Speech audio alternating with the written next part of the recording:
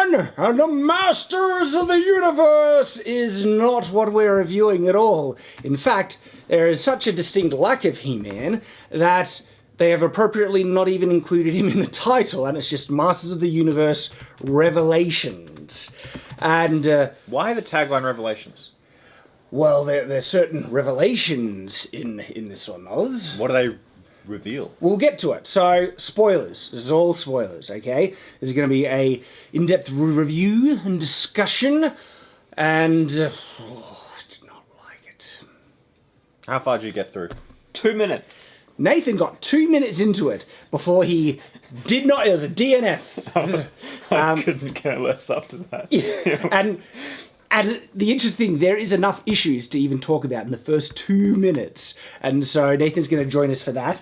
And then he's going to leave while we continue further on into the problems. Now, I've actually filmed a video for Shadiversity. Should be coming out probably about the exact same time as this video, where I talk about why He-Man as a character and concept and the themes and actual core of what he is important, all right? Had a very important effect on me, a positive effect on me growing up, and so I encourage you to go watch that. And there was a bit of a takeaway in that video where I frame why all the things in He-Man is important, and one of the greatest failings of Master of the Universe Revelations is that it fails at what I feel was the most important and uplifting and aspirational element of He-Man. And so in this video, I want to talk a little bit about that in a general sense, what this show fails at, the most important thing, and how it fails at this most important thing. And then we're getting to get into specifics as to why the show itself is just garbage. Because even if you were to try and separate the importance of He-Man in his own show, and the fact that this, like, let's pretend that this was like He-Man was long-running, big reboot, and they wanted a spin-off separate show for Teela, which people have done this before, all right?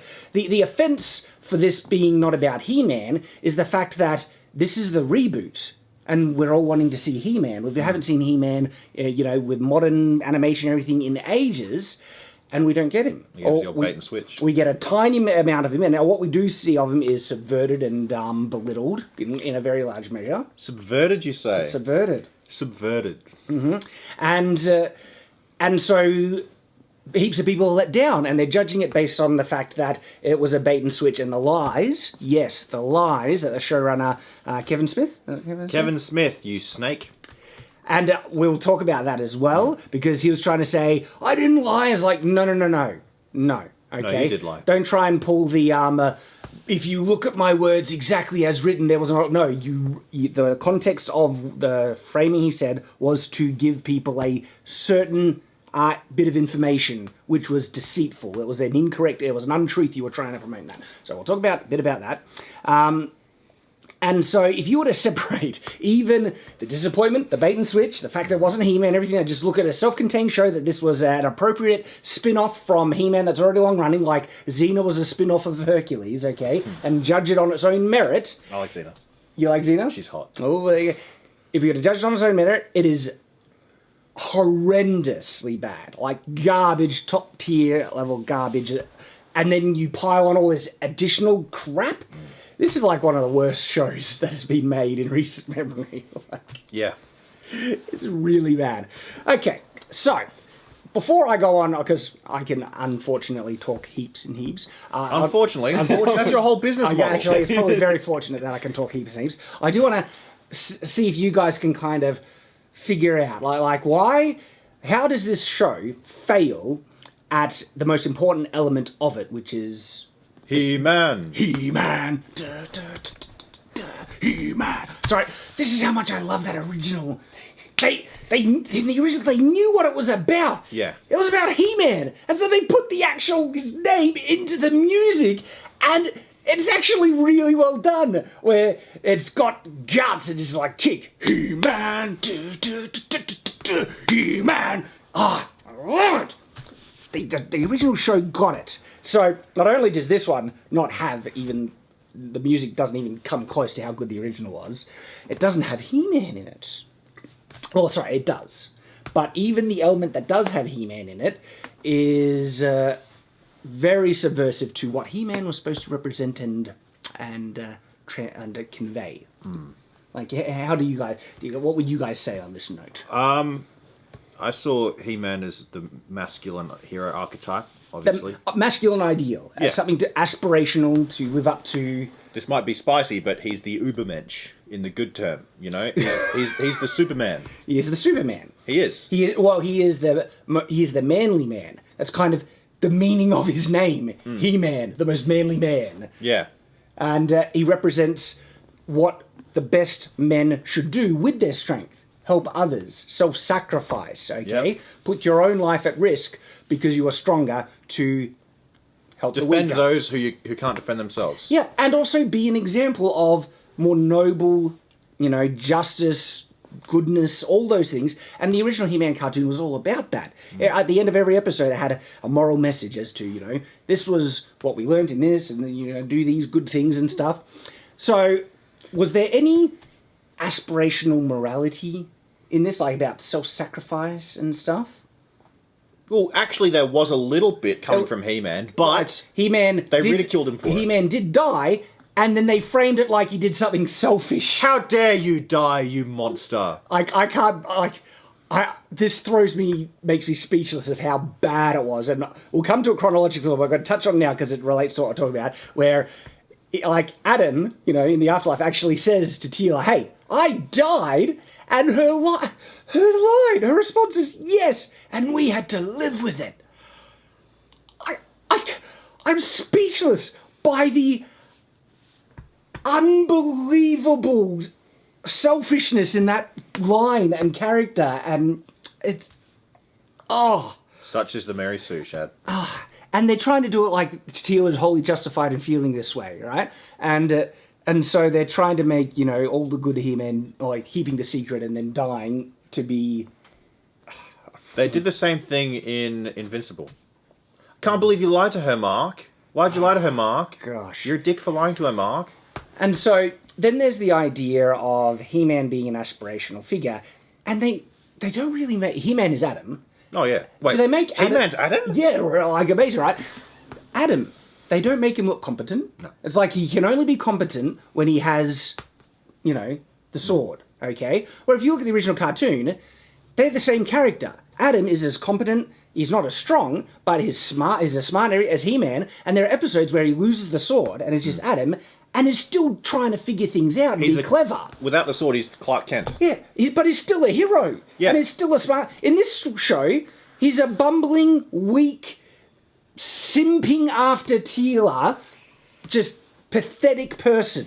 Okay, he's not aspirational, and you can make him be weaker. They did that in their 2003 or 2004 reboot, where he was weaker, but he wasn't an incompetent moron. And so they completely ruin He-Man's character in that sense. Okay, and then they take away his power, like He-Man. Now, I'm not saying the hero can never lose, but the whole show, this whole show is about He-Man being defeated.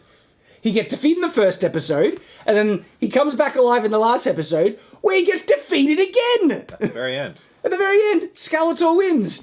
And you reckon he's going to be doing... You think Adam is going to be doing much to defeat Skeletor in the sequel? Nope, he's dead. It's going to be Teela and Evelyn. I think there's already been things dropped that Evelyn is going to be an Evelyn focused story in the next one.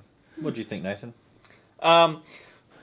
The intro, okay, most times when I start watching a show and they have the whole big intro of here's our world building, I usually fall asleep or stop paying attention. This one, and I saw it in the original as well, I couldn't follow enough to understand what's going on. So I appreciate that, that they at least... They did that. It started off potentially promising, like Skeletor doing some more aggressive things to try and finally win. And that, I think, is great, where, okay... The audience is a lot older. Let's actually see He-Man chop people up with his sword. I'm on board with that. It's a sword. Let's see it used as a sword. And so, when he stabs Skeletor, and the Skeletor says, "You're finally using that thing in the way it was meant to be used," or something yeah, I'm on board. And the fact that he baited He-Man in to actually use it as the key to unlock the orb of power, that was actually a bit of clever, writing. And then... everything ends about right there. It's it's all downhill so much. What threw you off? Yeah, I don't even know the characters' names. But okay, so Teela. you have the opening where I think you see He-Man in a cloak, and he's like on the hill. Yeah, and then it cuts to like a celebration, and everyone's just saying, "You're." Oh, I shouldn't do it to Oz, No, actually. yeah, He's had don't do it to me, man. He's I've had had enough of that enough today. Like, you're so great. You're wonderful. Thanks, you're man. just the best. Yeah. And then it kept going, and I was like, okay. And see, all right, there are certain times when it's appropriate to, you know, like gush over someone, praise it, like, you know, their birthdays. This is a big celebration, big day for her. Okay, Yeah. so I could kind of say, look, yeah, It it's wasn't just her right. birthday. It seemed pretty. It was her celebration. She was becoming the getting- man at arms. She was becoming the man. Right. She-Man!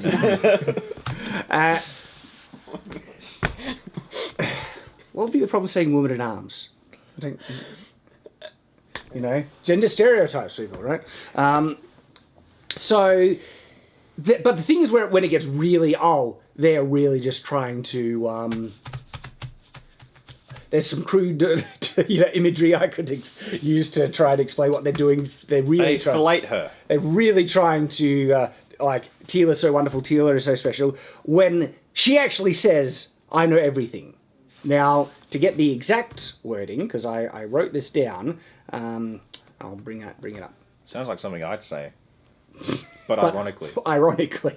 Adam says, he quotes his father, no amount of preparation can make you ready for the unpredictable. And Teela literally replies, that doesn't apply to me. I know everything there is to know about Battle, the Palace, and Grayskull. So she's arrogant in the extreme, totally up herself. But the writers seem to think that this is going to make us like her. She's so competent and capable, and everyone praising her. And this is like one of the signs of really bad world building really bad writing, when the external characters need to tell us how great a character is without us just being able to see that she's a great character and showing it by her own competence. That's like, you're so funny, when the characters never said anything funny, actually, and it's like, you're so smart. And, because at one point, Man-at-Arms praises her as well with some specific things. You're the smartest girl I've ever known. You're the bravest warrior. Yeah, he says, she's a brilliant technician, a lethal warrior, and a master strategist. The only thing that might be justified by what we actually see her do, she could be classed as a lethal warrior.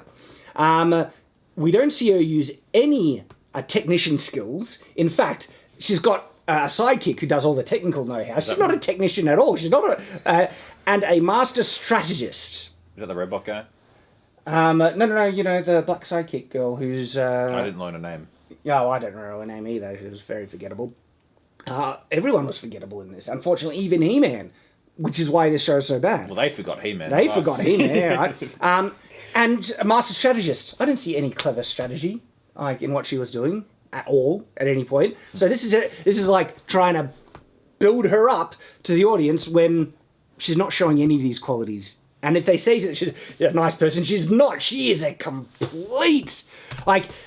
I was talking to these guys before, what would be the most appropriate way to describe Teela's character by her decisions, and we're going to give the examples as we continue on. We couldn't figure out what word to use, but That wouldn't be somewhere between the B and the C word. Somewhere between there. 100%, but those are too colourful for me to say. And I was trying to... Can I say the... No, because the C word is too... No, not the C word, the B word. The B word, yeah. She's a bitch. Totally. Total bitch. Insane, mega. And we'll get to the examples.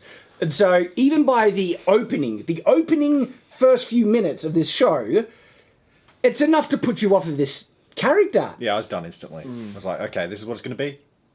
Yeah. And so you didn't even survive. I tapped away and started watching a Korean drama instead.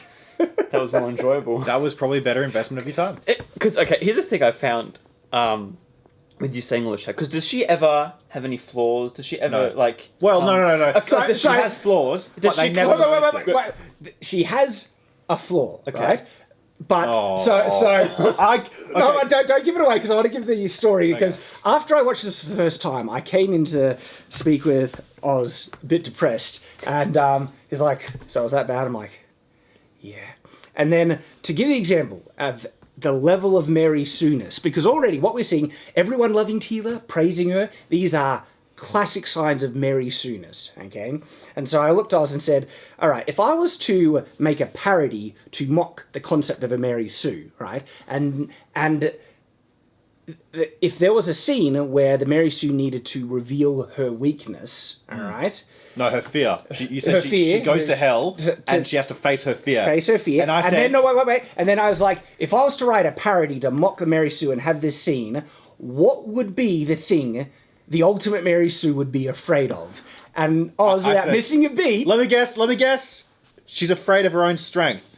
And I was like, yes! And unironically, that is the fear Teela has, that she's too special and she's afraid of her own specialness, her own fate. Oh, she's special, all right. Like, this is something I would write as a parody of Mary Sue, and it's in this unironically as her ultimate weakness, which is her fear, right? Because they literally did this for Rey. They did it for Miss Marvel, Captain Marvel. But not so, like...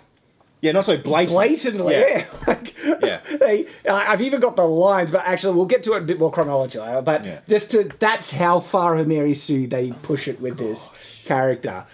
So you got as far as, you're great, Teela, you're great. And then, because when you're saying this all, Shad, I would be happy with her being this hyped up to be good, and then her fail miserably, and then have to go through an experience to learn. And being humble and becoming likable because of her experience. That would be character growth. We don't get that. I think of The Last Airbender, which is like my favourite TV show, because it starts off with Sokka, who is sexist and thinks he can do everything, Katara, who can't waterbend, and Aang, the Avatar, who doesn't want to be the Avatar. And by the end, they all flip their characters. I love that because it goes through the whole character cycle of developing your skills, going through trials and learning. And I love that by the end of a story, when you feel like you've been through a journey with someone because they've experienced things. But when they don't... Yeah, and instead everything is just reinforced. Yeah. She is that special, she is that great, she is that competent, and... Again, it's like, you're great, Teela, you're awesome. I know, I'm great, I'm the best. I do nothing throughout the rest of the story. At the end of the story, oh yes, I'm the best, again, the greatest. What happens? You expect us to like this?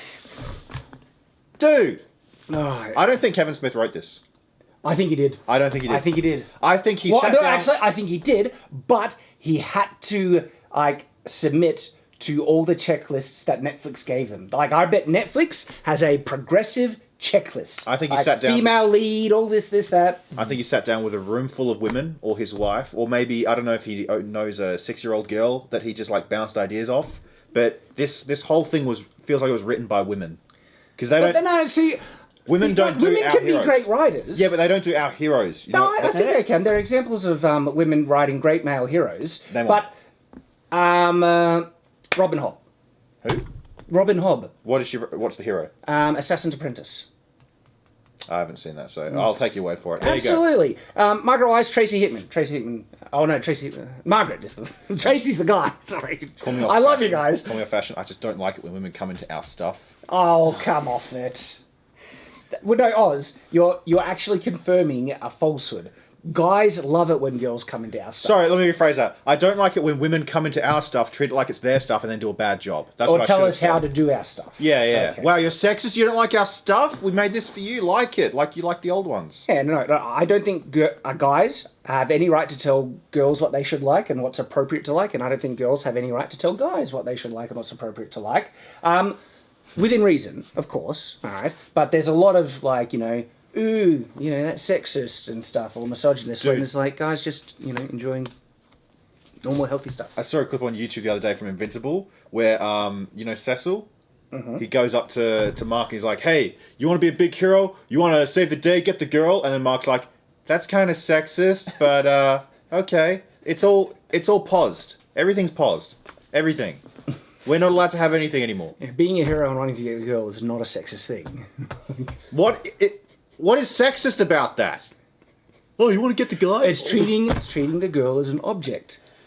No, it's not. Well, that's what they would say. When a lot of women actually like being desired, it gives them a certain level Everyone of validation. likes being desired. And you can't have me. I'm sorry, girls. I'm taking it. Ladies, comments down below. You know the drill. So, these are kind of broad analysis things, but I do want to talk about some of the controversy, and then we're going to get into the specifics, events and stuff. But we wanted to talk about the beginning, so Nathan could join us, because it got like... Again, if you were to separate the failure of He-Man and the disappointment because of the bait and switch and He-Man not being in, and just look at it as a show by itself, it's just a really bad show. So much so, in episode 2 and 3, I had trouble staying awake. Okay, it's also boring. Talking about feelings and, Evelyn saying, Skeletor was just dominating me and I was just doing everything he wanted to do and was never doing it. It's like, oh, shut up! There's barely any action. When the action is there, it's low tier. And one of the awesome things about original He-Man was his power level and just doing crazy, ridiculous things because it's so powerful. I just watched one of the old school cartoons just, to get a refresher, and he needs to cross a ravine, right? And usually, this is where there is a lot of it is bad writing, but as a kid you don't care, okay? Usually He-Man would easily be able to just jump it. Really cool. But he wouldn't be able, he decides he can't jump it, so instead he throws his sword to the other side, which sticks into the ground with a rope, and he pulls the ravine together. It's freaking awesome!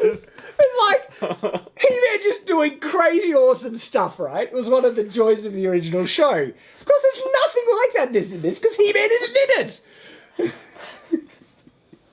It's so dumb, right? But it's just fun. Just give me that in the first 30 seconds and I would have watched the rest of the season. You would have been sold, right? Why are TV shows so boring now? I'll tell you why. It's what Shad said. They want Subverted. they want to give you a message. They want you to learn that you are a sexist whatever, right? And or learn any one of these things. That's the purpose of entertainment nowadays, not to be entertaining. Do better. Yeah. It's that simple. Like, you see it everywhere. And they just end up making utter crap. Boring crap. It's almost like communist subversion isn't good for the soul. And so I started to fall asleep. Oz legitimately did fall asleep. Like 4 times. I walked in, and no, he was snoring. And it's that bad.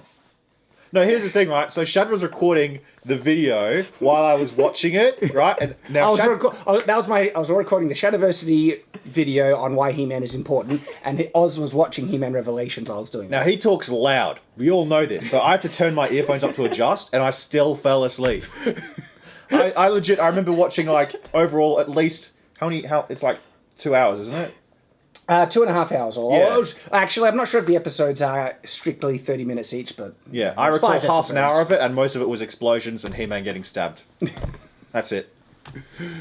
I had to shake Oz awake. You put, that much into a deep slumber.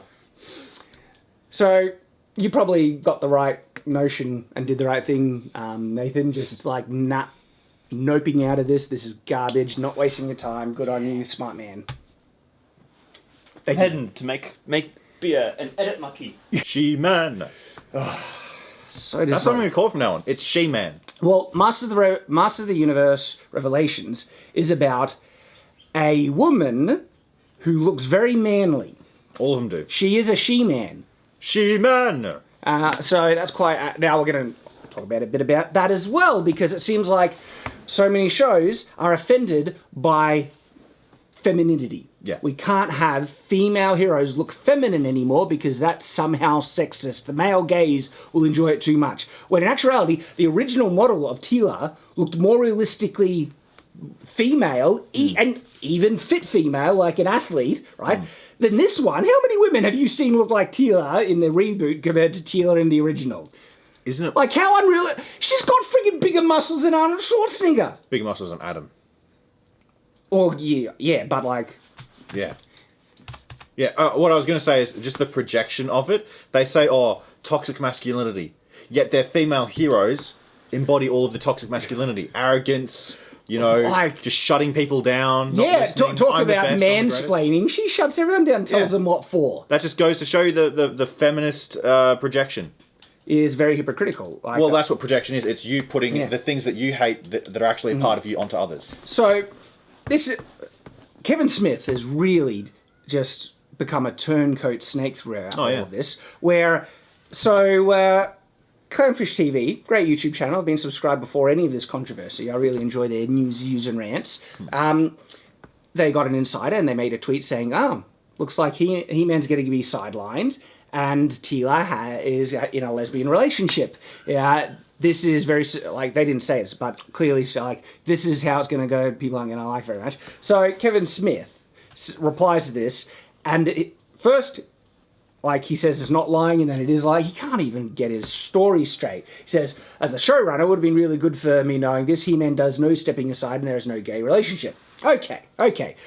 Now, he has tried to defend that statement by saying that it's factually correct. He-Man does no stepping aside. All right, what would the common language interpretation be of stepping aside? There's no doubt that he's trying to justify it because He-Man technically appears in every episode through flashbacks.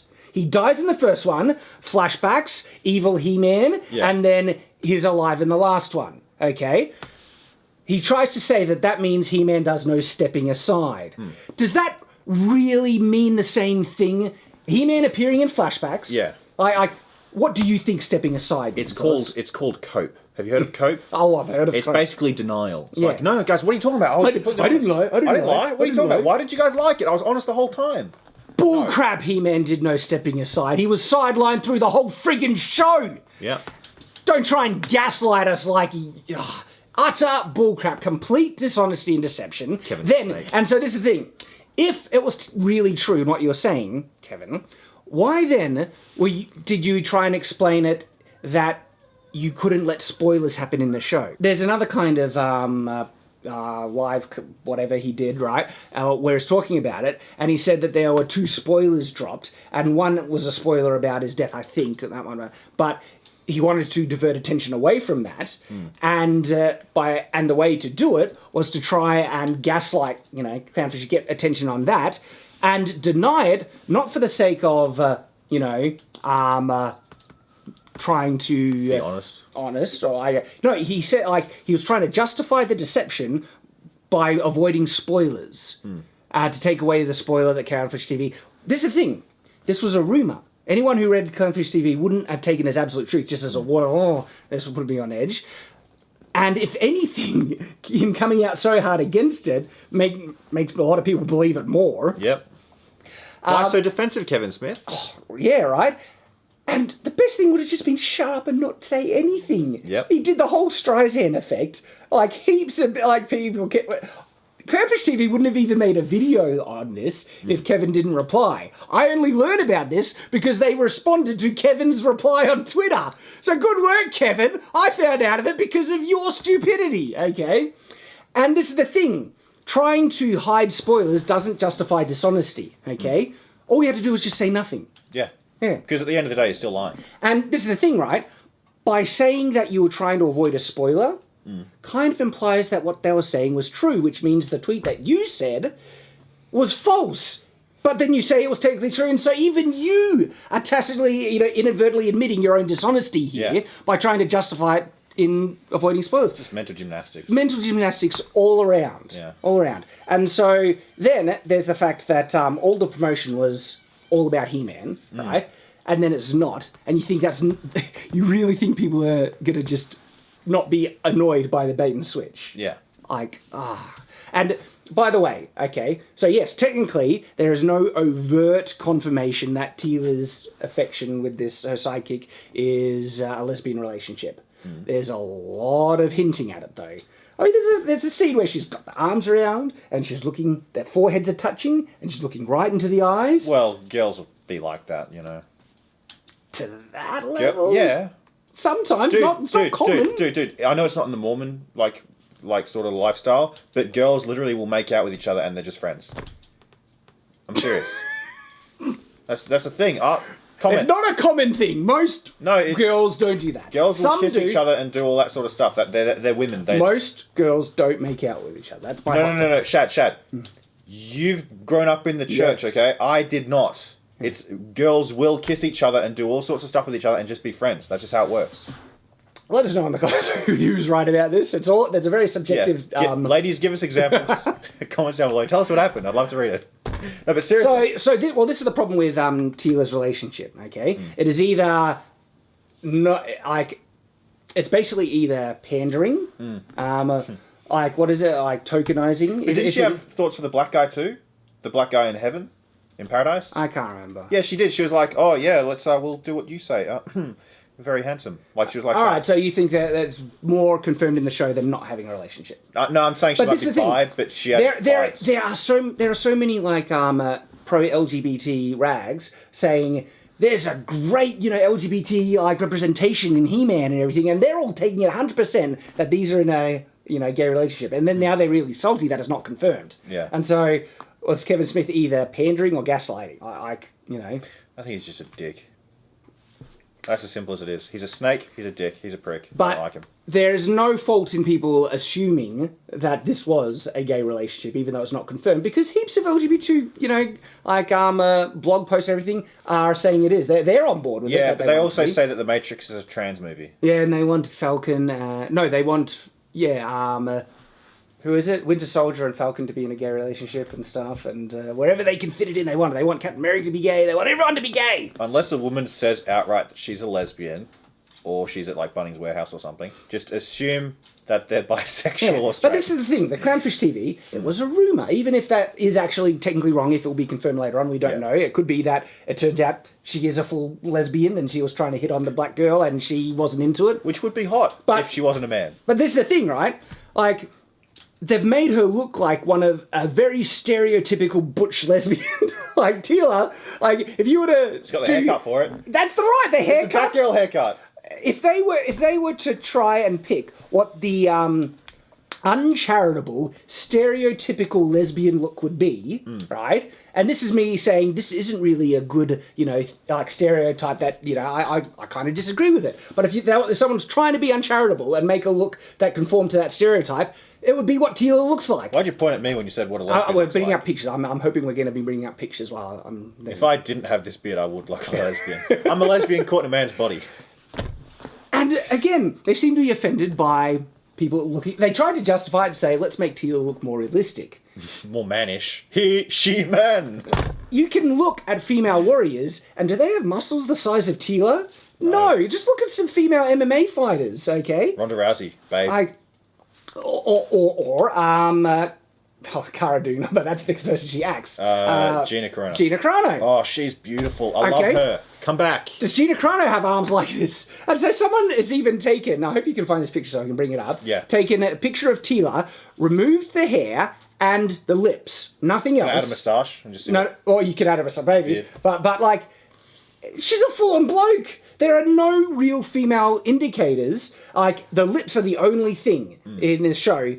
And again, it's like they have a problem with femininity by this interpretation, which I feel like offended for women as white knightish as, but heaps of feminine women, like women who just appreciate what femininity means to them and stuff, are getting offended by it. I know my wife hates this crap. She, man. Joke. And compare the two, like original Teela and new Teela. It's like one perfectly feminine, there's nothing wrong with that, and you can still be a fit warrior. And again, they said they wanted it to be more realistic, this butch one. And it's like, no, it's actually not realistic for what female warriors would generally look like. They have muscle on them and stuff, ready to fight. Yeah. They're still more slender. And which body shape is more attainable for the average woman? Really? Like, what's more realistic then?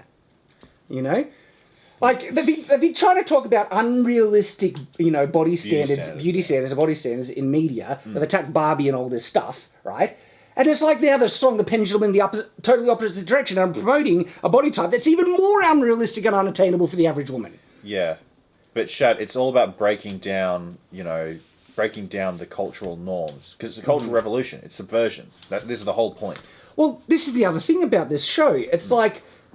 It's all about, ideology and subversion. They want to throw away classic masculine hero and replace it, okay? Yep. And they want to, emasculate him, weaken him, take away his power. Being strong and taking responsibility and helping people, that's toxic now. Not being beautiful, having a weird-shaped body, that's all good stuff. Being healthy and beautiful, no, that's bad now. It's subversion. Well, this show really, has all that in it. Yeah. Like...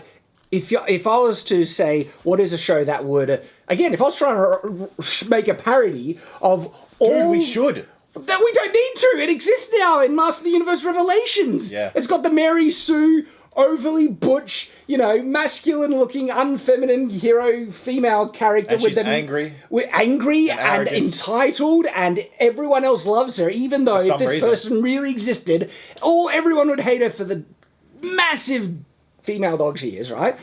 And then it's got the hero being the traditional hero, like Luke, in the veins of Luke Skywalker, being depowered and thrown aside, weak and everything. Sacrifice means nothing. Simping after the female, you're so great and all that stuff, and the female character goes through no arc, doesn't learn anything, she's perfect from the get-go. In fact, she's too strong for her own good. She's afraid she's too special, and it makes her like, this is a parody of all this crap. But it's gotten so bad that they've done it unironically. And then Kevin Smith comes out and he's like, "What's wrong, guys?" It's like he doesn't. He legitimately he doesn't understand why people are hating on it so much. I can believe he and doesn't he thinks this has been a metal show and He-Man, and it's all about He-Man. He actually said it's all about He-Man. Are you kidding me? No chance. It's all about Teela. He-Man gets straight and. He's trying to justify it because He-Man's in every episode. It's about bringing He-Man back and everything. No. It's actually not about bringing He-Man back. That wasn't even the plan. It was about reforming the sword to save the magic in Eternia. And He-Man coming back was actually a byproduct that didn't even need to happen. He chooses to come back. And some people, I can't even remember if they're saying you don't need to or are you really sure. But it's absolutely established that he doesn't need to come back. And so it's not about He-Man at all. The plot of this show is about the sword and bringing the sword back, not He-Man. Gosh.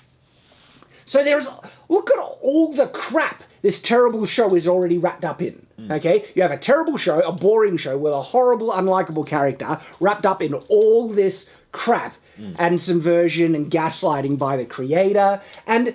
he tried to roast Clownfish TV for just doing a good job and putting on a sauce and all this stuff.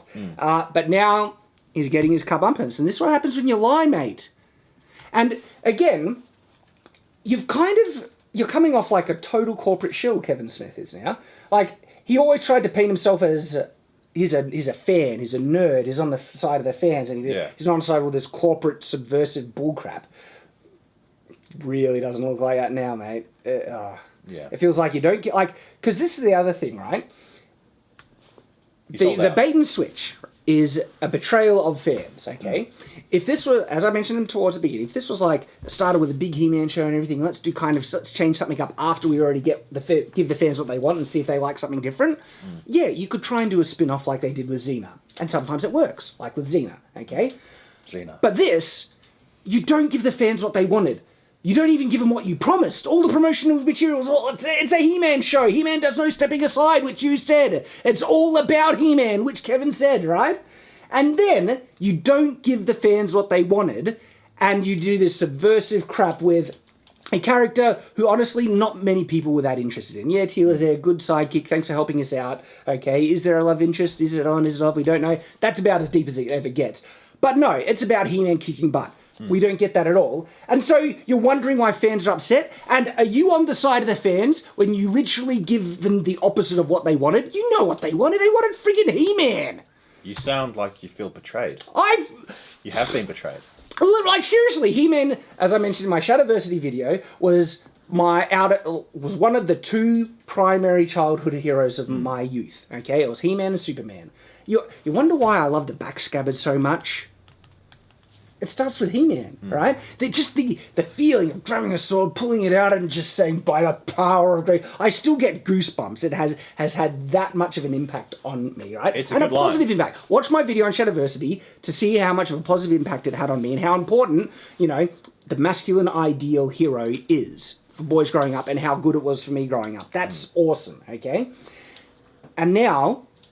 a lot of people wanted to try and recapture some of their childhood in this. They want to see He-Man kicking butt. They want to see He-Man having the power. They want to see all that stuff. And look, you could do, things where Skeletor seems to win in one episode and things get desperate and then He-Man comes back in and all. There's none of that. There's no triumphant return in this for He-Man. Oh, well, there was kind of, but then he died. That's it. That's like, it's coming. No, we're not giving you what you wanted. No and the more thing is, He-Man. even if they gave us what we wanted, He-Man had a triumphant return, this would still be a garbage show because it stretched out for so long, and most of the show he's not even in it. It would have been more slightly forgivable if at the end he did triumph. And he Maybe. comes back. Maybe. Like, there would have been that small thing, but then, no, seal the deal. He lost his 2 lives. He's done. Well, I don't think he's dead. Like, we haven't confirmed he's dead. But I do think, like, you could have made a show where Skeletor gained the power or something like that. Yeah.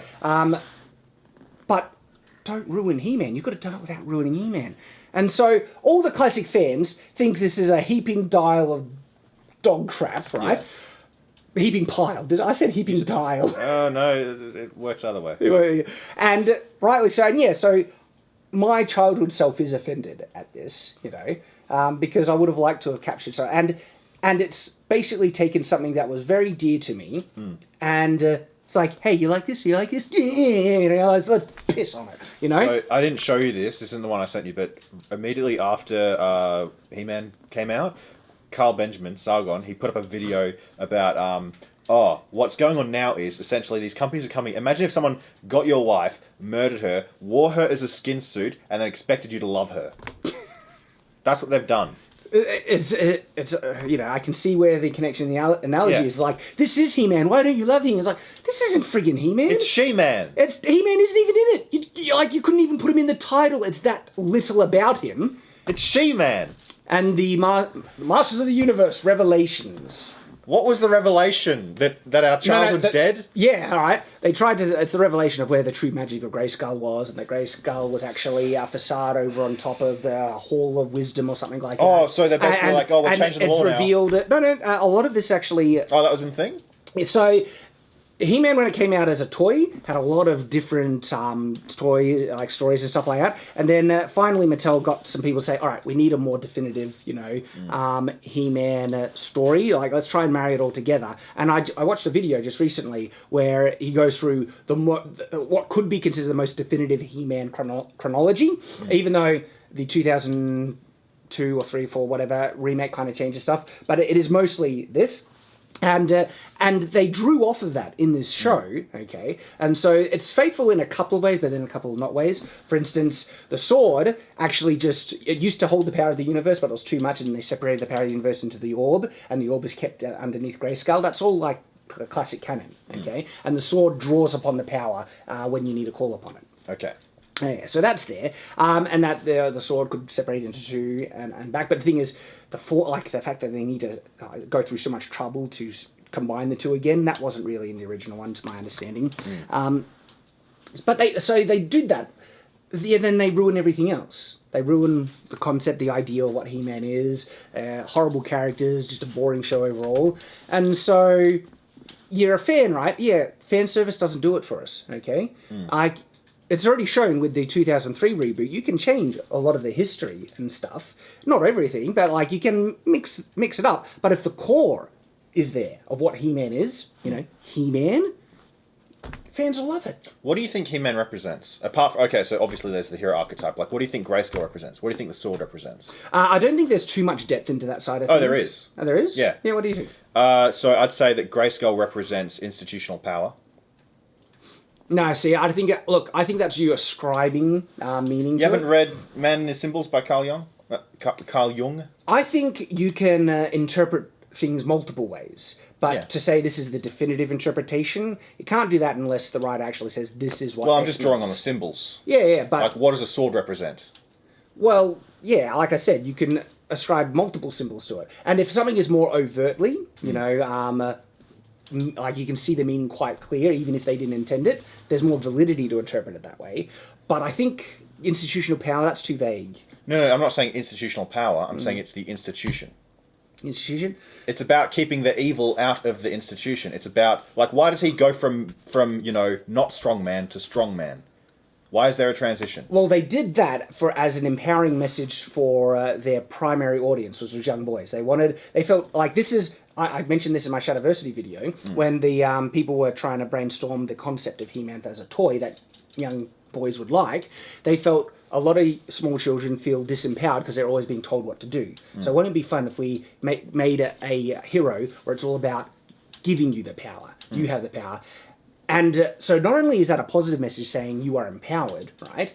But as a child, it kind of makes them feel more like they could be He-Man because they just need the sword. And so I was able to put myself into the role of He-Man and playing as a kid so much easier than everything else because I could turn into He-Man if I had the sword, right? Yeah. It was very clever, and it made a lot of people attached to this character, like young boys attached to the character because they felt they could be He-Man, I had the power.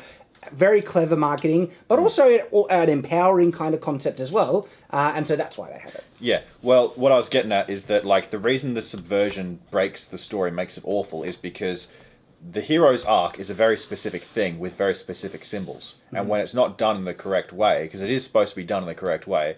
Well, I actually feel there are multiple ways the hero journey can be done. Yeah, sure, there's usually variations, conform to, but it's exactly the same way. You start off in place of comfort, then there's problem, then there's hero rejecting the problem, then he's forced to face the problem, then he returns usually to the defeat descent the problem. into the underworld is there's all that. Like it follows it very closely in Star Wars, like the whole Luke Skywalker seeing Darth Vader and then himself in the cave thing. That is the descent into darkness or the underworld, facing your fear. They tried to do that even in this with Teela facing her fear. Yet it becomes comical because her fear is how special, But that's the thing. This hero's arc is actually thousands of years old. It's as old as humanity. Yeah, I feel it's almost understood instinctually. Yeah, it because is. people write stories that conform to it without even having any idea about it. Yeah, That's why it's so deep in our soul, and that's why we feel so bloody offended when they come in and be like, "Why don't you like it?" Because it's crap. There's a reason. There's these structures that we've stuck to since the dawn of time, because it falls in with reality, basically. So, getting into some of the most important specific fails of the show, there's a lot you can talk about, but a lot of it is just boring filler, nonsensical garbage, Evelyn saying, I was only just following Skeletor, I'm on my own now, blah, blah, blah. Yeah, Harley Quinn, we've heard it all before. Right, but there are some of the biggest ones, okay? So we've actually already talked about some, like, early on where everyone is praising Teela as the greatest thing ever. Adam being belittled as this incompetent idiot, which, Adam used to be a competent guy. Like, he was a hero, separate to turning into He-Man. So that's all. And then there's the, you are now the man-at-arms. And it's like, just that struggle is like... Woman at arms. Lady at arms. I mean, do you call female firefighters firemen, or do you just call them firewomen? Like, I don't know. I didn't realise that female firefighters existed. It's like... I feel unsafe now. But gendered, descriptors have been like actor, actress, okay, swordsman, like people just... Doctor, doctress. No, I'm kidding. But then there are gender-neutral ones as well. Yeah, there's gender-neutral ones, yeah. But there's sorcerer, sorceress, but wizard is actually kind of a gender-neutral one that could apply for a male or a female. Well, there's wizard, witch... but no, the opposite of which is more of a warlock. Confusing. Yeah, it gets confusing. Anyway, I was like, okay. So, first episode, He-Man dies. It's like, okay. So, there's one really dumb thing in terms of plot. Like we're going to be talking about the biggest failing of this show is the characters and how unlikable they are. A lot of the underlining plot of something happens which causes these results that we need to now solve tonight. That is mostly coherent, except for the initiating thing. What was Skeletor's plan when he was breaking into Grayskull? To get the orb? But he tries to destroy it. Oh, yeah. I think I was asleep at that part. So I watched it and I couldn't really say what Skeletor's plan is. In fact, he seems to have done the opposite of what like if he was after power, the power of the universe in the orb, he went through all this trouble to finally get to it, then he strikes it and breaks it, and it's about to blow up everything. So did he want to destroy everything? Because ultimately, like if he destroys the orb, it's going to have a cascade effect where it'll destroy Eternia, and they explain this in episode 2, that without magic, Eternia dies, and if Eternia dies, the universe dies. This is the exact cause and effect. So you could say Skeletor's plan was to destroy everything. Problem. Skeletor didn't want to die. He actually goes out of his way to save himself. It seems like his plan was to get the power sword to become God Skeletor. Yet, he is, in the beginning episode, he does the very thing that would destroy his ability to get this, because by destroying the orb, the power, that's what the sword gets the power from. He wouldn't be able to turn into God Skeletor if you destroy it. So why the hell are you trying to destroy it? So already, the underlining, initiating plot point is nonsensical. Who wrote this garbage? Kevin Smith and his wife, probably. And so the orb is about to be destroyed, and He-Man says, I will funnel the power into the sword, and the sword can, contain the power, and it won't destroy the planet, or the Grayskull. I'm not sure if it was the Grayskull, the planet, or everyone, but by doing that, He-Man will save everyone's life. Noble sacrifice. Like I said, all up to this point, okay, we're getting somewhere, okay. At first I was wondering, why should the sword be able to suck the power in? Did the sword ever have power funneling, ability? But actually, when I looked into the lore, makes appropriate sense, because when the people who made the sword, it was at the initiation, the birth of the universe with all this magical power, they condensed all that power, and that's how the sword was made. The sword manifested from the condensing of the power. The power in the sword were one. And it was only after the first few wielders had it, it was like Hero and then Grayskull, see I looked into the lore, where it was too much. And so they decided to separate the power from the sword, and this is where the orb of power comes from, and then they made Castle Grayskull, buried there to protect it and stuff. But because the sword literally was the power originally, it was the vessel of it, it's always inherently connected to the power, which is why it can call upon the power. And so when you buy the power of Grayskull, I have the power, you draw the power back into the sword, you become the hero He-Man. of power, which is and this is he is the word for power, and so He-Man. That's power sexist.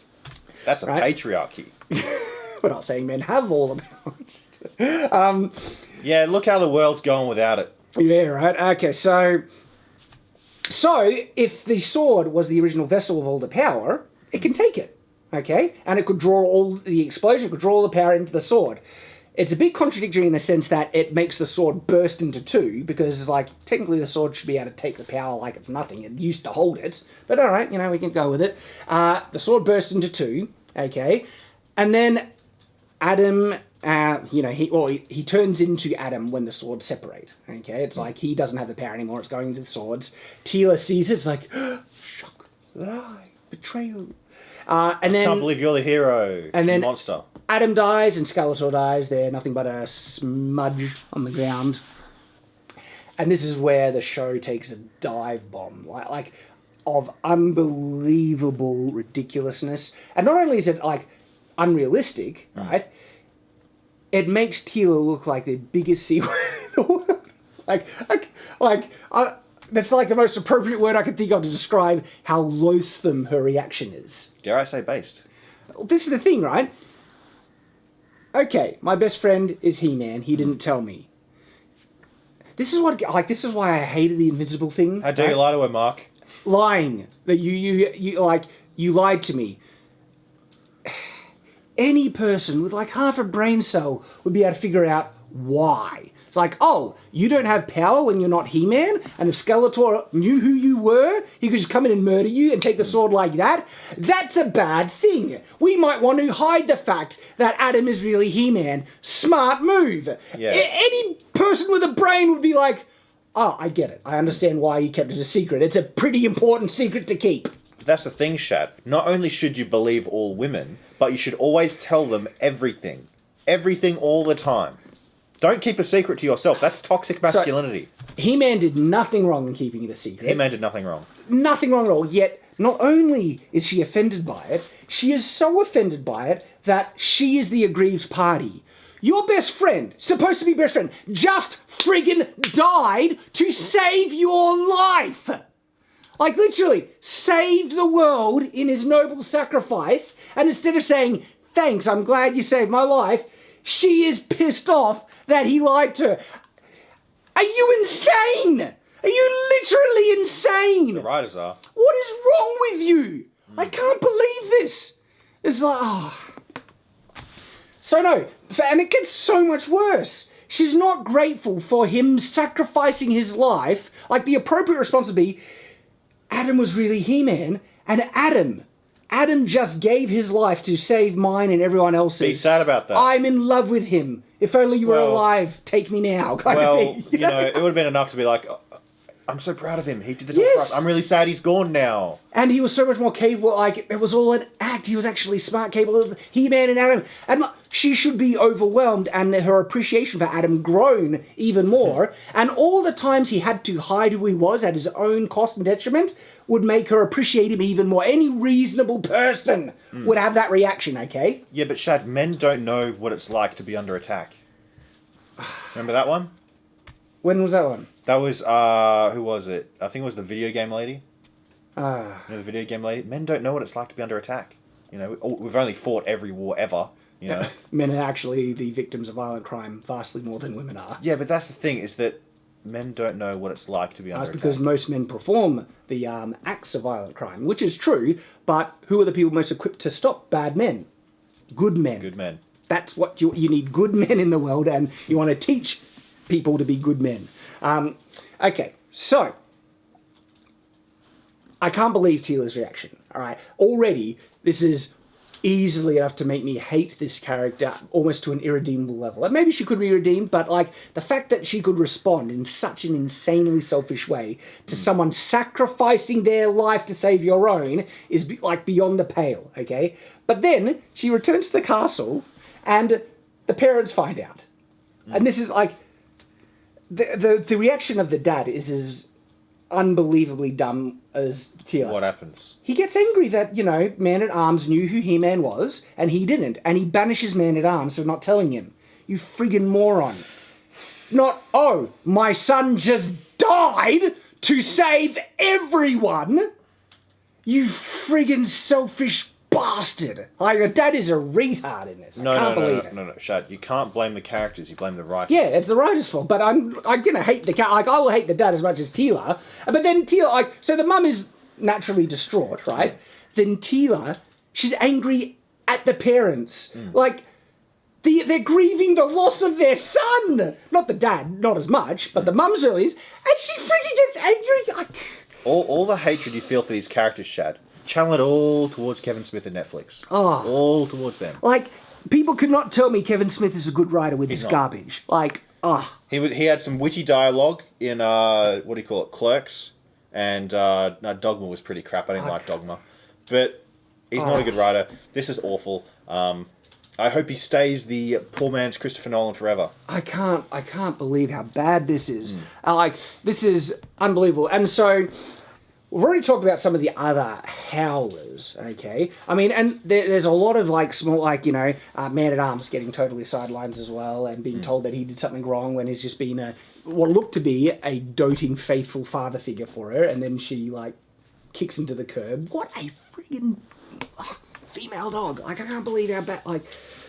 And then there is this underlining confusing narrative that the show doesn't really understand what it's trying to say in terms of technology and magic and stuff. And so, all right, second episode, Teela's on her own, doing her own thing. She's become a man, mostly, like in looks at least, right? And she's got a girl, well, a friend who is a girl. Who she's very close with. Women will call their friends that are girls girlfriends. Okay, she's got a girlfriend. Yeah. You know, platonic. Is that the right word? Platonic, but they'll do stuff. See, they do stuff. To me, they're lesbians. If you think they're doing stuff, they're lesbians. I'm sorry. But Shad. Even if experimentation, that's... That ain't the world we live in now, bro. No. Basic truth. That ain't the world we live in now. Basic truth. Bro, that ain't the world we live in now. She's at least bi. I wish it was... Yeah, sure, but here's the thing. Women do that. I agree that obviously some women do. Sorry, younger women do that. I do not know the quantities, okay? I do. I've been to many high school parties. I've been to business parties. Yeah, I'm glad I grew up as a Mormon. Yeah, dude. Really, why do you think I'm so envious of you? Because you don't have all the filth up here. Oh, gosh. Return to wholesome. Is it modernity? Yes. Return to tradition. Reject modernity. Oh, reject modernity. Don't return to. What does modernity mean? Modernity is modernity. Oh, yeah. Reject that. Reject modernity. Yeah. Return to tradition. I dream in stereo. The stereo sounds strange. Like, this is a great example. Look at how great classic He-Man was. And look, I'm not saying He-Man was written well, but for a kids show, had the oomph, Yep. the guts. What like? He-Man! He-Man, He-Man. Bro, I wish we were the masters of the universe again. Oh man, I miss it. Would fix everything. Problem solved. No war with China. And the problem is, I can still enjoy many parts of He-Man, like the transformation and stuff. It looked cool. Yeah, like it's great, but I do have trouble, putting up with the horrible like writing and consistency and stuff because when you grow up, your tastes mature, of course, and so this is why a lot of fans I feel were really looking forward to a mature take on He-Man, and yeah. It's a mature take, it's not He-Man, and it's not good. Dude, it was less mature. Just because, no, they tried to say, like, what if he was dealing with real-world problems and things and facing It's bloody defeat and He-Man, stuff. Master of the Universe. Like, I'm on board with trying to do a mature take, right? But this mature take is garbage, it's not mature. subversive. No, it has more mature elements. No, Like because they've failed. Oh, that's gritty, but they've failed to understand how story works, how heroes work. And how people naturally, like, the reactions of so many of these characters are just It's insane. less mature. It's written by communist retards, Shad. Yeah. And I'm not afraid to say that. It is written by communist retards. No. Like most stuff these days. I don't think Kevin is necessarily. He knows he's promoting. He's been putting these elements in the show. I don't think he's aware of it. No, but I think he is. No, I think they get on board with the progressive, popular talking points, and then they end up falling into and promoting this like the full ideology without even realizing it. Like Carl had an interesting take where you could interpret the larger story of He-Man as a story of what happens when this progressive ideology overtakes things, and he was comparing it to the technology versus magic narrative and stuff like that. I don't think that redeems it at all, and he agrees that it wasn't their intention, but it's interesting how there are these kind of signs where people are falling into ideologies and even certain messages without realizing it. A lot of people, what's the saying? Don't ascribe to malice what you can... Ascribe to stupidity. Yeah. A lot of this I is just disagree, stupidity. though. Like, it's just bad writing. What happens if it happens over and over again, constantly? Well, there is a narrative they're trying to fall into, but it's not like they're full-on communists. It's just like, we need a strong female character, and we can't give her a weakness because that means it would be weak and would be saying women are weak. So we have to make them strong. And this is the stupidity. That is the stupid kind of thought process that I feel that gives us all these horrible Mary Sues. There's nothing overtly communistic, but they do have the communist mechanism of subverting traditional values. Yeah, there's that there. Yeah. So, Teela's doing her own thing with her companion and stuff. They end up, Evelyn commissioned. I'm like, I knew, the first time I saw it, I was like, oh, that's obviously Evelyn. Come get this artifact for me. It's like Evelyn, the fact that it's revealed later on that she knew she was Evelyn, but when did you really figure this out? Because anyone with a brain would be suspect of anyone approaching like this, because that's Evelyn's MO, faking to be other people and stuff. It was obvious, as a viewer, like it was no big reveal in any measure. And turns out Evelyn wanted to grab a cup which had some magic in it to try and say the magic. Now she's helping out the sorceress because she has I could kind of go with this, that she has a joint goal. She uses magic. Magic is dying. She wants to preserve it for her own means. But then they try and give her a redemption arc, which is not, it doesn't, It fails in the end. Yeah, they don't manage to sell it at all, and then she ends up joining Skeletor again. So basically, it's just chasing one broken MacGuffin after the other until the whole story falls apart. Kind of, but there's another thing that reveals how awful Teela is in this part. All right, so Evelyn explains, well, this is the problem. Magic is dying. If magic dies, I actually have the line written down, so I'll just quickly bring this up. Bro, the magic has died. It really has. Okay. Without magic, Eternia will rot and die like an unwatered houseplant. And so goes Eternia, so goes the universe. And so this is Sorcerer backing her up here, and they've established the fate of the entire world is at stake. Everyone's like, not the universe is at stake now. Universe. So not the world, the universe, okay? So with this being presented to her, Teela says, nah. Like, oh my god! There are arcs in comic books and stuff where even the Joker helps out the heroes if the world is at stake because he doesn't want to destroy the world; he wants to rule over it or chaos or whatever. Well, he wants to blow stuff up. He likes fun. Yeah, and you need stuff to be able to blow stuff up, and so he doesn't want stuff to be gone, right? And so even the most horrible villains can understand. Oh, the universe is about to die. I might need to do something to prevent that. Yeah. Okay. not Teela. Like, she's like, stuff you. This is how friggin' selfish he is. Like, how loathsome of a character is this? Like, how could you think this is the protagonist of your story? Loathsome writers. And so her response is this. I built a life of truth without magic, and now you want me to save magic. No! Did you hear what Evelyn said? Save the friggin' universe! Yeah, you have to save magic in the process to do that, but that's who they're asking you to save. And she's like, no, because I don't want magic. I'm not going to save magic. I'm starting to see what Carl was talking about. Yeah, can you send me that? The video? The thing Carl was talking about. Okay, so she built a life of truth without magic. Just hear that. I built a life of truth. What? So bad, right? And hang on. Like, you're blaming all magic for the fact... And again, she's hung up on this lie, you know. What a selfish C-word. Arrogance. Like, not only was that lie justified for the safety of everyone, because if Adam dies, like, who's going to protect the thing? So she can't see how justified and important that lie was, and she feels so offended by it, like, and entitled that she was lied to. She now hates all magic. All? Oh, you were about to say men, weren't you? No. You want me to You'd think,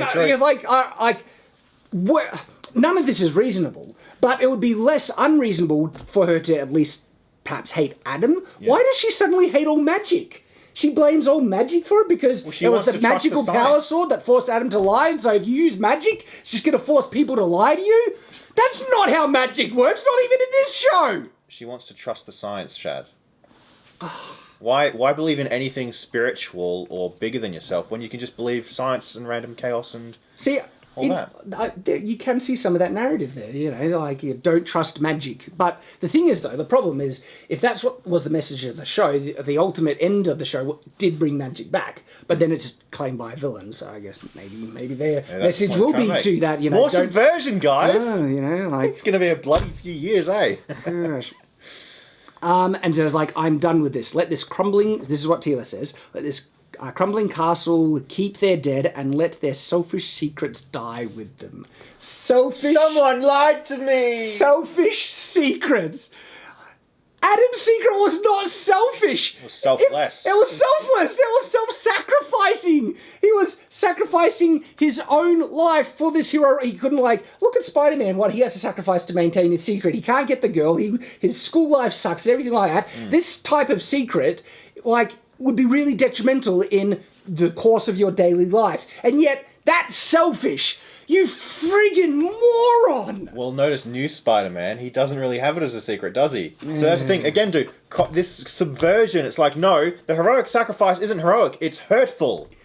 You monster. I can't believe how awful this is. And so she's so hung up, and she calls selfish secrets, and these secrets were there to, you know, protect the universe, Eternia, therefore the universe, from evil, like Skeletor and stuff. They're quite important. They're like the last thing from Selfish. They've literally got their selfless secrets. Yeah. You cow. You loathsome cow, Teela. How? Puh, you're horrible. I can't believe it. Bitch. Gosh. So then Cringer convinces her to do it, right? But the sad thing, what he's saying is nonsensical drivel, ultimately. Yeah. Like, Cringer says, he didn't trust you with his secret, he trusted you with Eternia itself. So Cringer's trying to say, right, that, oh, he actually did trust you because when he died, he was entrusting the safety of Eternia to you. That's how much He-Man trusted you. He didn't plan to die. Exactly! He-Man didn't plan to die! How could, like, it's... What Cringer is saying is nonsense. But so's the rest of the show. So. But it's trying to be all heartfelt and meaningful. Because then Cringer says, he trusted you with his heart. Oh, make me vomit. Okay, I don't mind sappy stuff when there's meaning behind it. There's no meaning behind this. Well, yeah, it's the skin suit man. There's nothing there. There's nothing there, okay? And so, like, it's not even confirmed in the narrative of what happens. Like, He-Man didn't sacrifice himself knowing that the world is going to be safe without me because I trust Teela. He didn't say it. In actual fact, it seemed like he was trying to fight to stay alive because the world needs him to protect it. Okay? Yeah.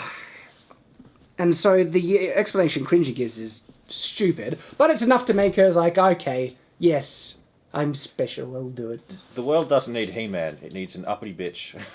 That's what it needs.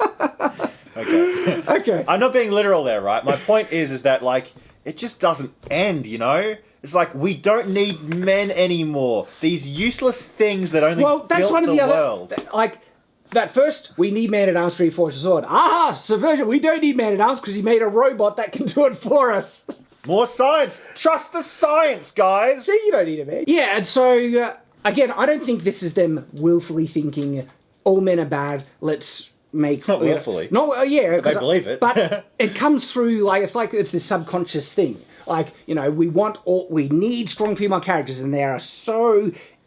focused in on that goal that they don't even think about, male representation. Now, this thing, I actually don't need male representation in a show unless it's literally called He-Man.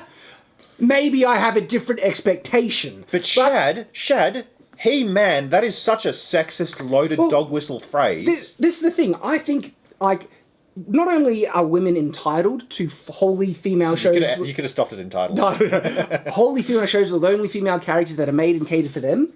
In actual fact, I think they need it to promote... Women need their spaces, they need their shows that celebrate femininity and all those things. But guess what? So do guys. So do young boys. And this is what He-Man was. And you're robbing that from us, you friggin' bastards! They're not getting that anymore, though, because She-Ra...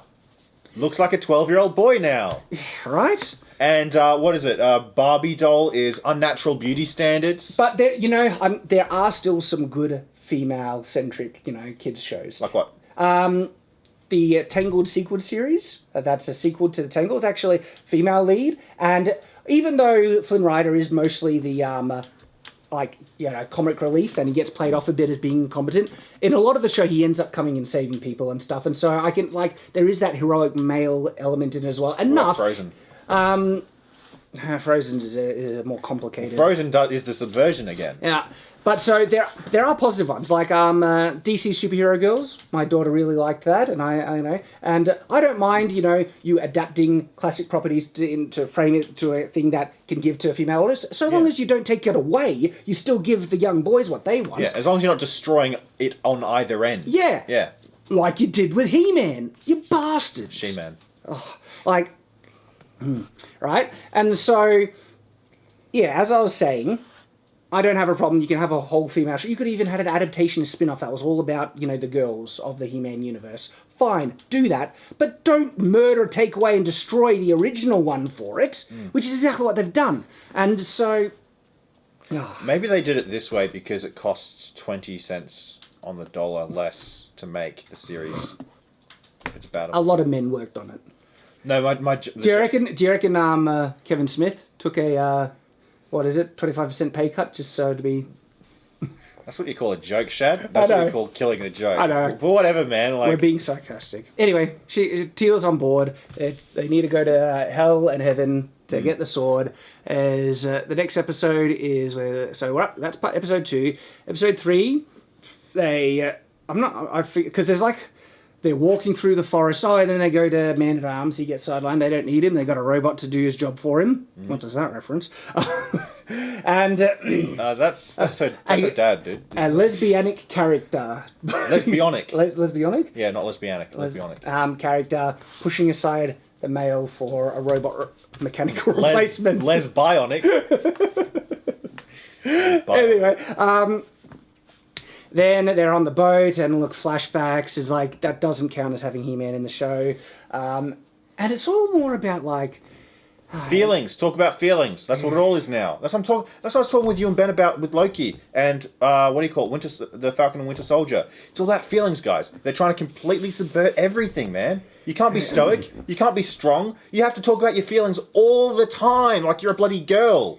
Seriously, man. And I think sometimes it's appropriate, but when you're fighting the forces of darkness, shelve it, suck it up, and do what needs to be done. Like classic James Bond. Think about war movies from the past. Wild Westerns, old superhero movies. You keep it in, and you let it out on the bloody villain's face. It's that simple. And that's how men created the world. My mother didn't breastfeed me. Channel it against the forces of darkness. You've been reading my journal again? Sorry, Alice. This guy. People are going to wonder if I'm talking about you or me. Well, I was trying to pick just a general comical relief issue that doesn't really... It's not an issue. Like, grow up if you have. I think people should be breastfed, though. Yeah, it's good for them. Lest they end up like me. So, a lot of boring stuff happens, and then Teela is confronted by Scareglow, which is like the evil ghost of Skeletor. Does it glow? He glows. Glows in the dark? Damn glowies. It's based off one of the toys.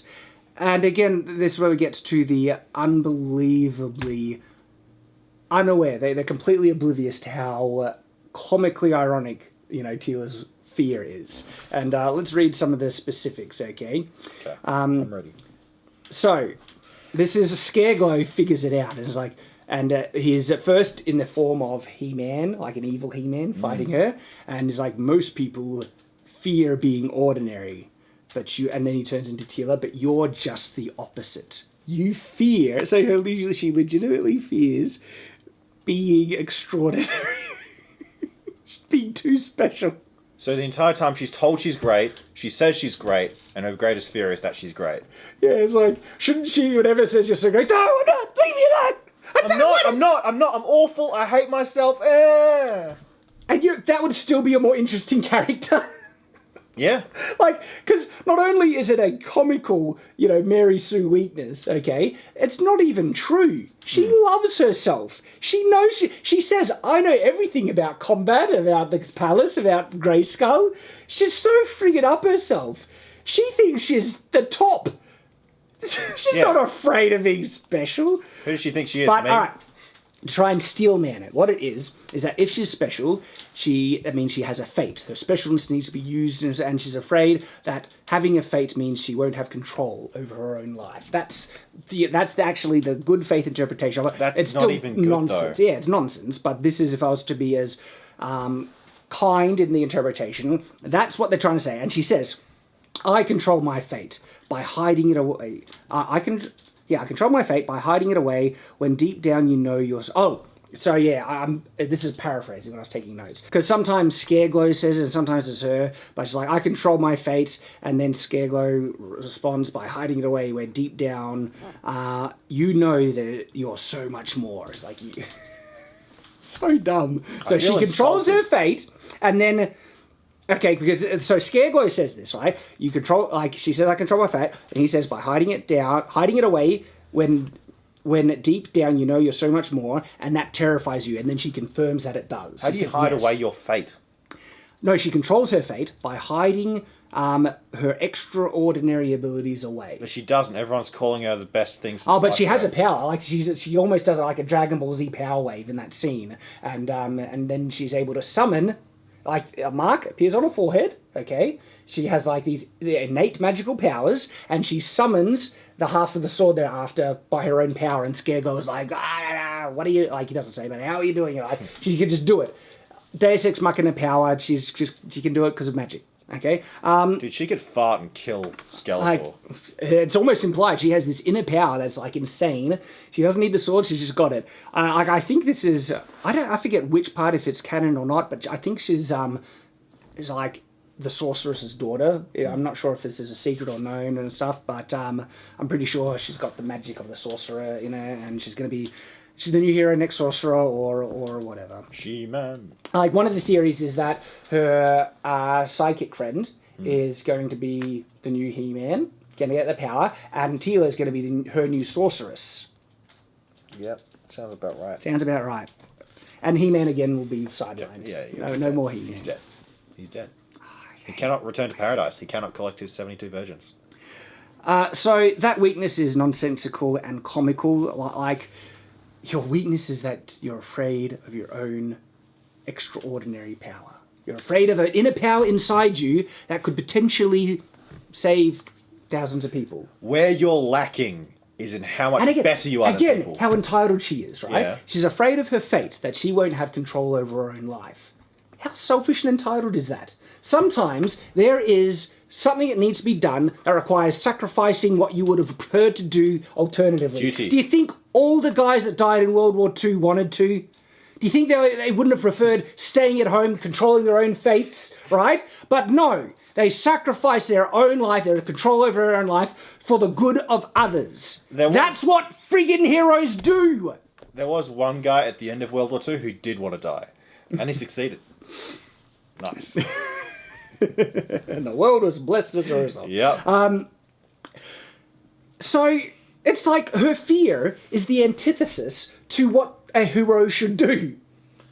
She doesn't want to embrace her powers and help others because she'll lose control over it. Like, how loathsome! Like, her horribleness as a character just gets more and more. The more the show progresses, the more awful she is. I can't believe this. She's coming up to be one of the most worst characters, not like when I say worst, like the most loathsome, unlikable characters. And the reason why, because it's done unironically, where they think that she's good. Like, this isn't a character that was made to be unlikable for the purpose of being unlikable, like a villain, okay? This is a character that people have made thinking that she's going to be the protagonist hero, and she's awful. And on that scale, she's like the worst I think I've ever seen. The most unlikable, despicable, selfish... Just think about the contradiction of that. Where you're lacking is how you do not lack in any way. Where your weakness is your strength. Communist subversion. She's so special. Yeah. They could have done it well if it was like, oh, I'm afraid the power that will corrupt me or something like that. They could have done it that way. But no, it's like, no, I'm too strong for my own good. That's what I'm afraid of for some reason. But no, and the reason why she's afraid of her power is the fate that's associated with it. And she controls her fate, and she confirms what Scareglow says by hiding it away. That's how she controls her fate. You know what that might be? The opposite of what a hero would do. That might be, you know how... A hero lives up to the fate. Yeah. To save others. But that might be specifically for women, the biological imperative. You know how it's like the... Do you see what I'm saying? Their fate is to live happily raising a family, enjoy, and embracing... And there's a lot of power in that, isn't there? There's a huge amount of power. In fact, I get so angry with how motherhood is belittled as this thing that takes away women's freedom. Yeah. When there are so many women, when they get older in life, they find out that's exactly what they wanted. Yep, all the BuzzFeed writers. And then they're too old to be able to actually do it. Too old. There's a biological clock. That's the reality, right? Yep. And it's ticking. I love my wife for so many reasons, and one of the reasons that made me fall in love with her, she wanted to be a mother. And we started early. As soon as we got married, and I was like, we were in our early 20s straight away, and we have been blessed so much. We've got 5 children now. They're the joy of our life. This is how you gain happiness, you know. Like there is something true. And I'm willing to concede that this might not be the way to happiness for some people, but I genuinely think it is for most people. For 90% of people. Like 99%. Even, like embracing this wonderful, wholesome thing where you create a family where there is reciprocal love in an ideal. Like, I know there's hardships and troubles that come around with it, but you commit to it, and it is the thing that has the greatest potential for producing happiness and fulfillment in life out of anything else. Like, what do you want to live for? Do you want to live for temporary things that break apart, you know, consume product, get excited for next product over and over again? Or do you want something that lives on after you and is a part of you? And So- if your lady wants to be a mother, make her one. I promise it will be fun. Not against her will. No, if she wants to be a mother. Oh, yeah. If you And want she's to, like, I want you to be the father. and properly commit. Okay, Yeah. This is what the purpose of marriage was. Yeah, get a rope, tie a knot, Like, have a shotgun wedding, just do it. that was the original purpose of marriage. It was about creating a vow that is seen publicly by others, where you will commit to each other, and primarily, originally it was for raising a family. Yep. Because this is the unfortunate reality. A guy, and it's happened in the past, it happens in the modern day, is they get a girl pregnant and they run away. Scumbags who do that. Okay? Happens a lot nowadays. And it's terrible. It's terrible. And marriage is one of the things that would ensure that not to happen. Okay? And it's crazy the link between single parenting and growing up to have no morals or respect and just have a bad life. Well, this is a statistical fact. They've done studies on it that children raised in single-parent households end up performing far less on so many scales, and criminality, like their criminality is much higher likelihood. And it's usually without fathers. Children need fathers. They need mothers, but it's like we've forgotten the father part. They need role models. They need role models like He-Man. Yeah. Okay. All this subversive stuff. Nowadays, it's been told bad. And so it's almost like every individual has a destiny that you could embrace that has a historic narrative that goes back for as long as man has existed. But it's like everyone is trying to reject the idea of fate, of destiny, okay, of tradition, of responsibility. Like, think about that. Do we as individuals have a responsibility for the sacrifice our ancestors have made to build this remarkably privileged world we live in? And do we have a responsibility for those who are going to come after us to give them the best world possible that we have inherited? Yes, we do. Okay? And so, otherwise, we don't deserve it ourselves. And so it's like the world is trying to subvert these not only inherent truths, these important truths. And it's like screwing fate. Look what Teela's doing. She doesn't want to bow to any fate that might be imposed upon her, even if it's a good thing. You have a power that could be used to help others. No, I will control my fate by suppressing it. You selfish cow. Yeah. It's like, and that seems to be a message so much about being selfish. People are trying to push people. Live for yourself. Live in the moment. There's nothing but you. You know, just serve yourself, pleasure and everything. Live free and live happy. Hedonism. And stuff. No responsibility, and don't think about the well-being of others. Just think about yourself. Nothing it's bigger disgusting. than you. It's arrogance. It's all the worst sins. And this character is such an exemplary example of this bullcrap.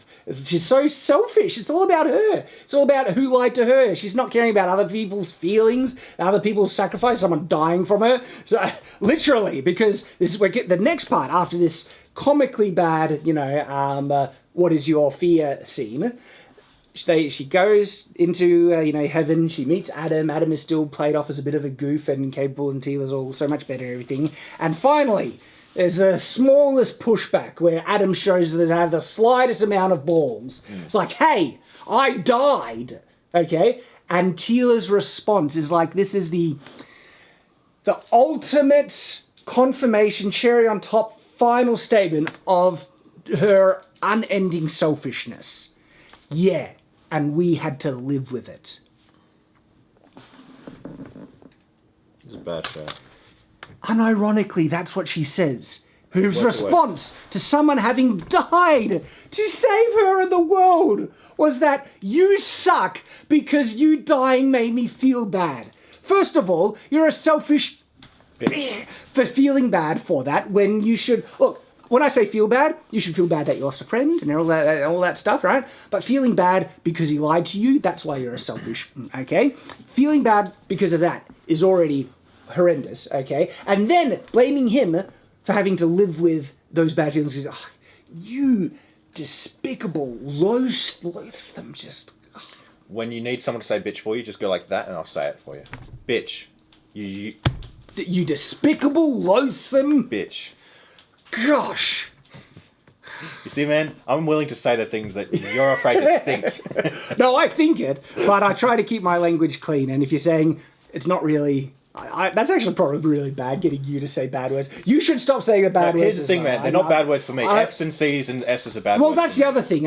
Language actually... Foul language is a very subjective thing, culturally ingrained and stuff. And so... He also has a different scale or standard for his language than me. I'm a convert, I know guys. He grew up around wholesome, well, this is the great thing. people. Members of my church in the USA, like in Utah and stuff, say words that I think are too colourful, yet I say words that they think are damn and hell, right?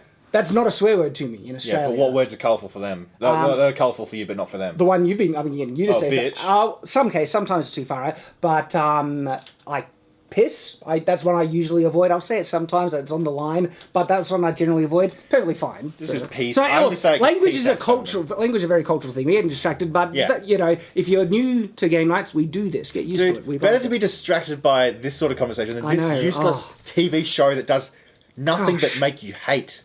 it's so awful. And so, yeah, they go to heaven. Teela drops that bombshell line, which is just, I can't believe it. I had to live with your death. Who thought of it? Who legitimately thought that was an appropriate line? 12-year-old girl on Tumblr. No, this is Kevin Smith. He takes the credit for it. 12-year-old girl on Tumblr. Yeah. They write stuff like that. And we had to live with it. It's unbelievable. We had to live with this show. It is unbelievable. And so, okay, Adam has the option to come back alive. He chooses to come back alive. At the risk of never being able to enter paradise again. Look at this self-sacrificing thing. At least they Twice over. And so, yeah, they say if you go back, you will, if you die again, you're allowed into heaven because you're sacrificing, which is a weird thing. Only heroes get to go into this paradise. Everyone else, your existence ends in oblivion. Gee, isn't that nice? Yeah. But that's nihilistic kind of take. That's a contradiction. Okay, so because of your sacrifice, you can come to heaven, but you can't do it if you sacrifice the opportunity to come to heaven again if you die. Yeah, because it's only one shot. It's like Spider-Man. Everybody gets one. Yeah, right. And so if you go back, you're not going to be able to go to heaven again. Adam being, the noble hero, it seems like they, in some measure, understood that much, but He-Man isn't there nearly enough to do it. And they also make him like a bumbling idiot. Because, he can't outshine Teela. And effeminate, too.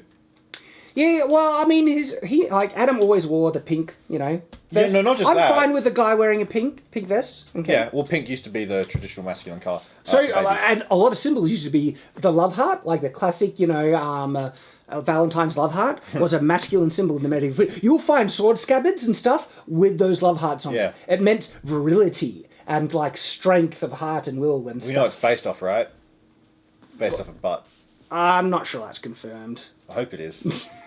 I love the love heart. But I cut you off. Were you about to say something about... I don't remember. Okay, so... Wait, you cut me off? Really, I know, Shad? amazing, right? Oh, I'm kidding. So, Adam's still willing to come back, he sacrifice his place in heaven. I found it really weird that all the other heroes chose their hero persona to be in heaven, but Adam didn't. Yeah, that's humility. Humility bad, people. They made fun of him for it. I'm not sure I like that. I think, Well, he's choosing to be himself more than something else. But he was He-Man, embrace it. That's who you are. Well, that's who he had to be. He had to be the hero. No, but that's almost like saying he's reluctant to do it. I feel like it's more positive if he wholly embraced that identity. It's like the concept, who is Superman? Superman or Clark Kent? Is he more himself as Superman or more himself as Clark Kent? Well, to live a normal life. You can go into a lot of ways, but the way I see it is I actually believe Superman is more himself as Superman than Clark Kent because... Sure. And then the Clark Kent persona starts to die when he reveals the truth to Lois because then he doesn't need to put up the facade of a bumbling idiot to distract people from who he really is. Yeah, but which one is more suited to the human way of life? But in terms of He-Man, right...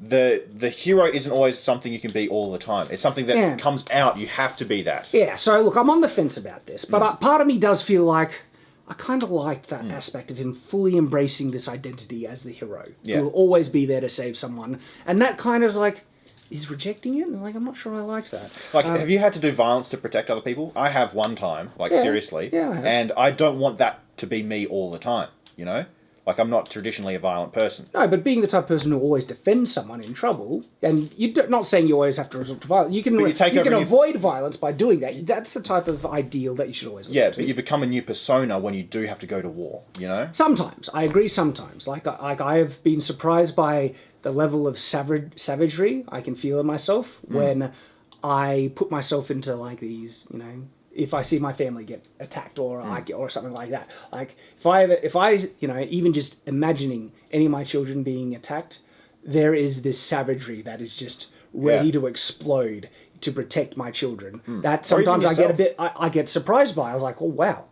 And so there is, it's interesting that what capacity. But you can't be that all the time. That's my point. Yeah. And so that's why it's a costume you change into, But the aspect of always defending those who you are responsible for or are weaker than you should be something you should cultivate as a man all the time, I think. Well, he was dead in heaven, wasn't he?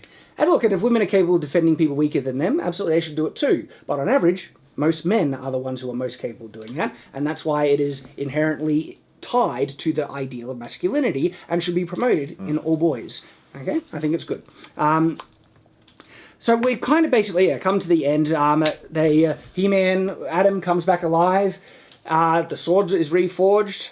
I wasn't really a fan of how, because it was really difficult, and I thought the swords are meant to go together. They'd be like magnets, but maybe there was a ritual. But this is like they had to force the swords together against their will with an insane amount of power and forging and all that stuff. Like they weren't meant to do it. Well, it's consistent. The entire show has been forced thus far. So. Right. But the robot. The robot really annoyed me when he's like, I haven't always been a machine. I am a miracle. Like, dude. You're a bloody toaster. Okay? Oh, I should also say I did not like Orko's sacrifice. I felt Orko? the wizard thing. So as they're trying to escape, you might have been asleep at this point. As they're trying to escape hell, Orko stops Scareglow from getting them by killing himself with this big magical thing. Throughout the entire show, Orko is shown to be completely incompetent with his magic. And until this very moment, when suddenly, when the plot needs him to, he has now got powerful, crazy magic to save everything. It was Deus Ex Machina. Yeah, like they could have tried to lead into it with him, like practicing a bit more, learning it, or figuring something out that enables him to do it. But no, he just pulls it out of his rear end. And they tried to make Orko. They tried to make you like Orko by giving this sappy story. It was just boring. Like Orko worked fine as a comic relief, and granted, a lot of those gags didn't land because it was a kids' show. Yeah. But a competent writer could take that and make it work. Okay, you could use Orko as a great comic relief character, and that would have served for it. And maybe have give him some wins. But this whole sappy, mopey, woe is me Orko was depressing and boring, and it was just garbage. Shad, the whole show. They had to let him talk about his feelings. Every character has to talk about their feelings. Why aren't you guys, right now, click off this video, go talk about your feelings. In the comments below, please, talk about your feelings. Sometimes it's appropriate, okay? Almost never in modern society. Talk about your feelings with the people who you love and trust the most. No one else. And when it's appropriate. Shelve that stuff if you got work to do or if you need to be responsible and, you know... Like, if every person in war broke down because of the horror and needed to talk about the feel like going, would they ever win? No. Like, when it gets society really as well, man. Society's difficult. We can't have everyone, like, moping around like, oh, you're not considering my feelings. Suck it up, and sometimes... Practice some forgiveness, okay? Practice some self-forgiveness. Yeah, stop being so offended and choose to actually be mature. Right? So they come back, and that was what so I mentioned my annoyance with Orko. They come back... Swords reforged. They're building it up. He has the power, and then stabbed through the back by Skeletor because Skeletor's alive. It didn't surprise. It wasn't really one of the most common things ever. The villain's never really dying. Just as He-Man got stabbed in the back, so did Kevin Smith stab us all in the back. That wretched snake.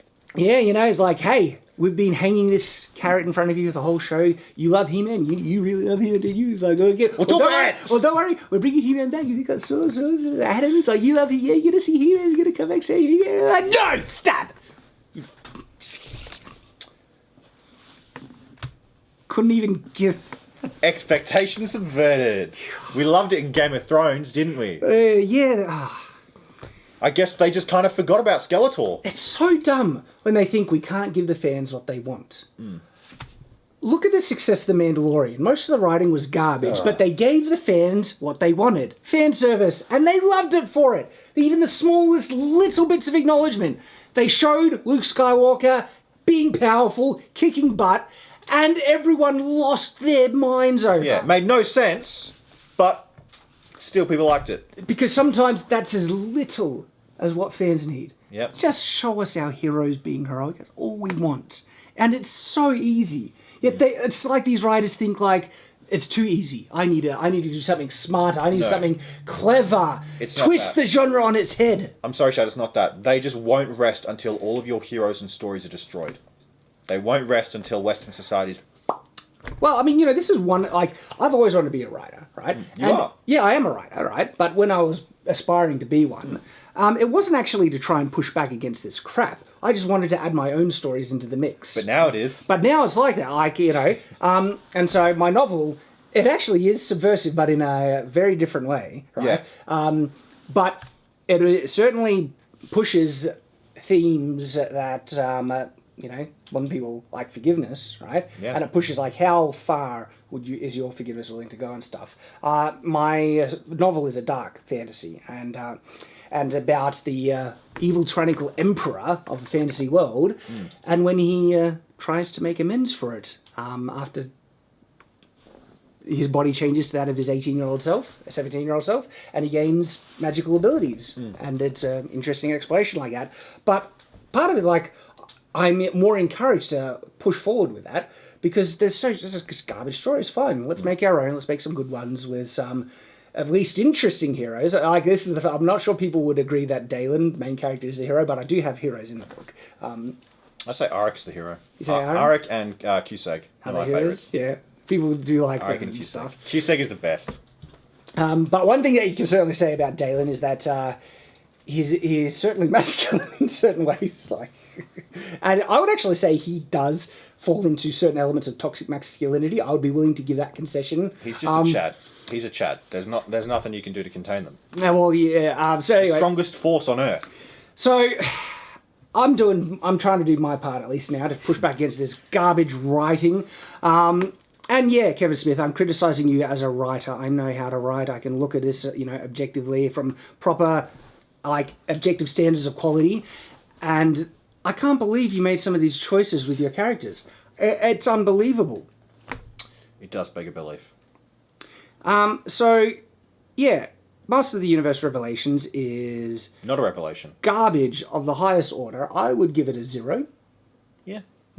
Total 0, and it is garbage, like, just in its character, and like there, and then all the crap wrapped around it, like the bait and switch, and then the lies that Kevin Smith did, and now has basically been almost attacking fans and stuff.